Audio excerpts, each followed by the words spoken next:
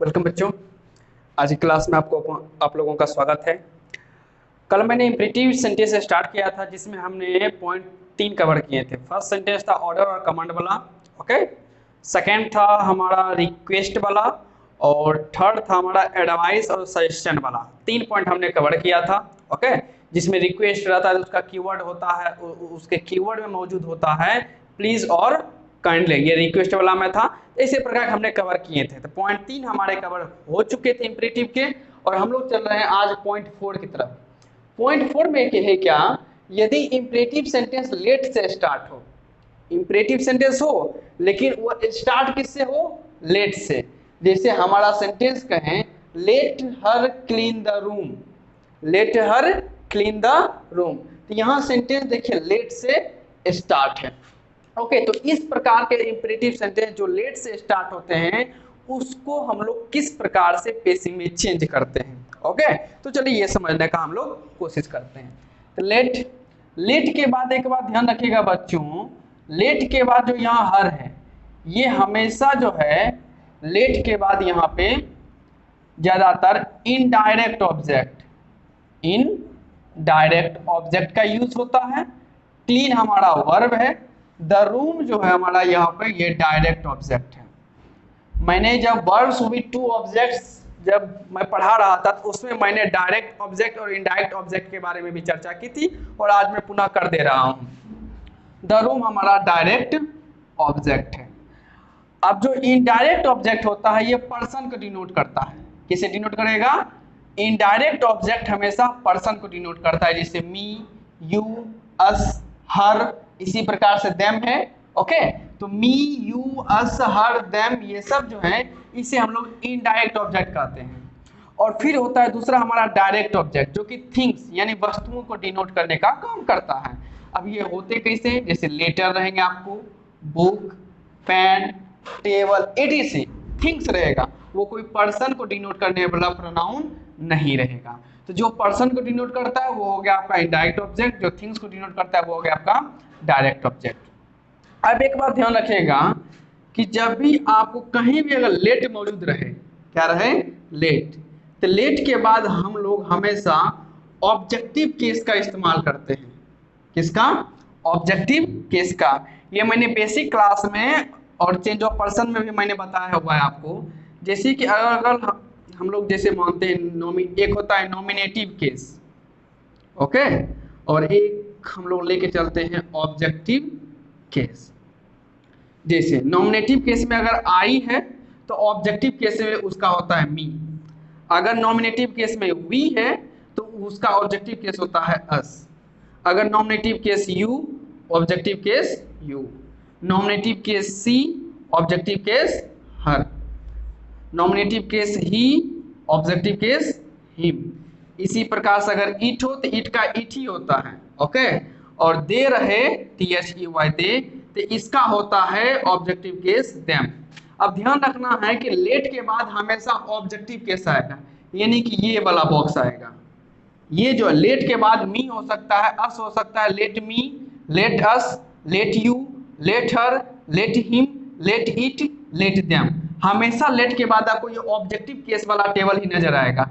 आप कभी भी अगर लिखते हैं, जैसे अगर आप लिखते हैं लेट आई, ये हो जाएगा गलत, क्योंकि आई जो है नॉमिनेटिव केस और लेट के बाद चाहिए मुझे ऑब्जेक्टिव केस।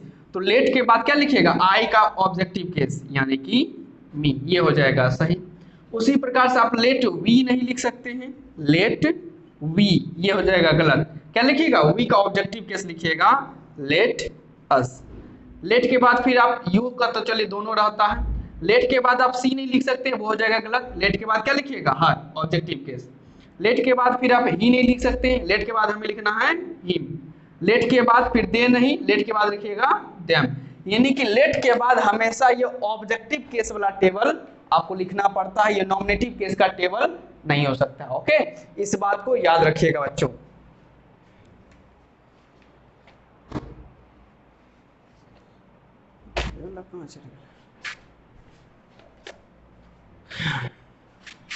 तो इसे मैं भी मिटा दे रहा हूं, लेकिन इसे कॉपी में लिख लीजिएगा और ये बहुत जरूरी है। आगे भी आने वाले जब हम नरेशन पढ़ेंगे तो उसमें जरूरी पड़ेगा और क्वेश्चन टैक्स में भी है, ओके। तो इसे मैं फिलहाल मिटा दे रहा हूं, लेकिन ध्यान रखिएगा लेट के बाद हमेशा ऑब्जेक्टिव केस का इस्तेमाल हमें करना है, कभी भी नॉमिनेटिव केस का इस्तेमाल नहीं होता है। यहाँ भी जैसे देखिए लेट के बाद हर यूज किया गया क्योंकि ये ऑब्जेक्टिव केस है।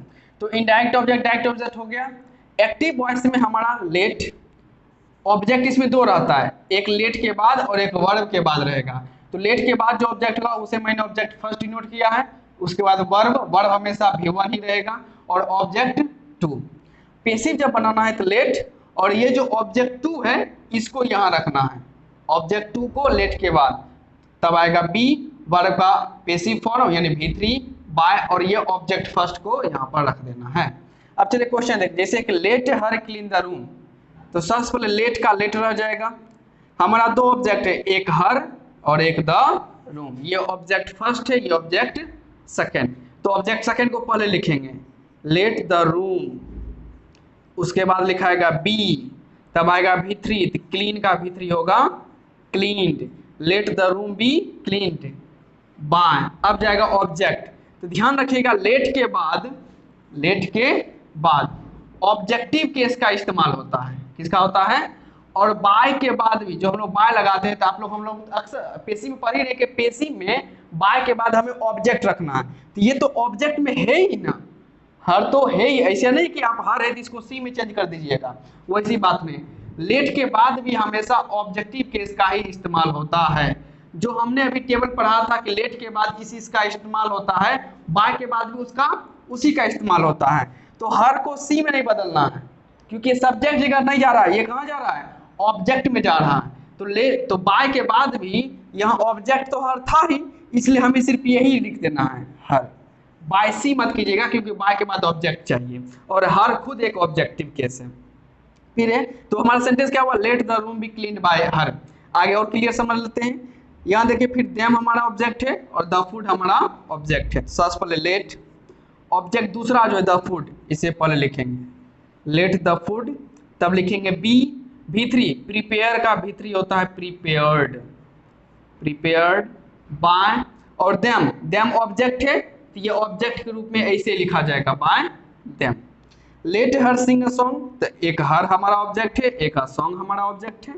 तो लेट इस ए सॉन्ग को यहाँ लिखिए लेट ए सॉन्ग, फिर बी लिखना है, सिंग का V3 होता है sung, let a song be sung by, और हर तो हमारा ऑब्जेक्ट है ही, ये सेम टू सेम यही रखा रह जाएगा हर। ओके नेक्स्ट है let him play the guitar, देखिए हिम ऑब्जेक्ट है और द गिटार, तो लेट, लेकिन बाद वाला ऑब्जेक्ट सेकंड जो है गिटार को आगे करते हैं, लेट द गिटार, उसके बाद हमें लगाना है बी V3, प्ले का होगा प्लेड बाय, और हिम तो ऑब्जेक्ट है ही, यहाँ रख दीजिए सिर्फ बाय हिम, तो let the guitar be played by him. Number 5 है लेट मी टीच पीपुल, तो मी हमारा ऑब्जेक्ट हुआ और एक दूसरा ऑब्जेक्ट है पीपुल, तो लेट पीपुल को आगे करेंगे लेट पीपुल बी, टीच का V3 हो गया taught, let people be taught by, और मी हमारा ऑब्जेक्ट था तो मी यहाँ पर हो ही गया। तो ये था लेट, जो कि हमारा ऑब्जेक्टिव केस से इस्तेमाल हो, मतलब इंपरेटिव जो है वो लेट से शुरुआत होता है, तो उसको हमने बनाने के लिए सीखा। इसी में एक और आता है पॉइंट नंबर 5, और पॉइंट नंबर 5 में क्या है वो जरा देख लेते हैं हम लोग। छोटा सा पॉइंट है,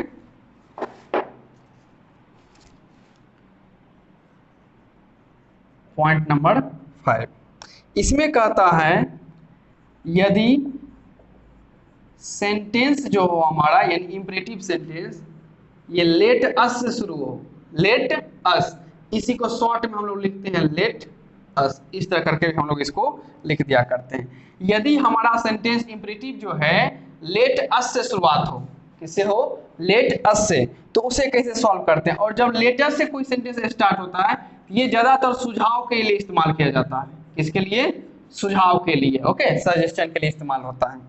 अब जैसे हमारा सेंटेंस है let us play, late us play, चलो खेलते हैं, तो ये हमारा सुझाव है, तो लेट अस प्ले। अब इसको कैसे बनाना है, तो जब हम इसका पैसिव करेंगे तो पैसिव करने में इसको लिखते हैं इट इज सजेस्टेड से, किससे, इट इज सजेस्टेड, शुरू में लिखेंगे it is suggested, it is suggested, क्या सजेस्टेड किया गया है, इट इज सजेस्टेड दैट, यहां तक आप लिख दीजिए इट इज सजेस्टेड। अब यहां देखिए अस का सब्जेक्टिव क्या होता है, वी, इसके साथ लगाइए शुड प्ले। अब नॉर्मली अगर आपको याद रखे, अगर लेटर से सेंटेंस स्टार्ट हो तो यहां तक आपको लिखना ही है it is suggested that we should. ये अगर लेटर से सेंटेंस हमारा इंपरेटिव स्टार्ट होता है, it is suggested that we should तक आपको लिखना ही है, उसका इस लेटर्स को हटा दीजिए और प्ले को वहां लिख दीजिए। दूसरा एग्जांपल और भी क्लियर हो जाएगा। जैसे यहां कह रहा है let us play together, let us play together, अगर इसे बनाना है तो it is suggested that we should लिख दीजिए, it is suggested that we should. अब यहां जो लेटर्स है इसे काट दीजिए, बचा क्या, प्ले टुगेदर लिख दीजिए, प्ले टुगेदर, क्योंकि ये सुझाव दिया जा रहा है जिसे हम लोग कहते हैं लेटर्स प्ले टुगेदर। चलो एक साथ खेलते हैं, तो it is suggested that we should play together, यह सुझाव दिया गया है कि हमें एक साथ खेलना चाहिए। तो दोनों का मीनिंग क्या है, सेम ही है। दो सेंटेंस हमने देखा, एक दो सेंटेंस और देखते हैं हम लोग।